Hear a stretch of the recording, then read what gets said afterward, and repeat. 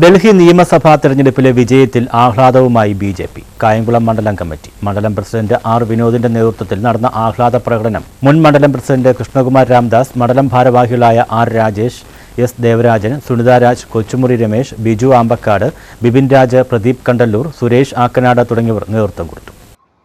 കഴിഞ്ഞ 27 വർഷക്കാലമായി രാജ്യത്തിന്റെ തലസ്ഥാനം ഭരിച്ചുകൊണ്ടിരുന്നത് കോൺഗ്രസും ആം ആദ്മി പാർട്ടിയും കൂടെ ചേർന്ന് നിന്നുകൊണ്ടാണ്.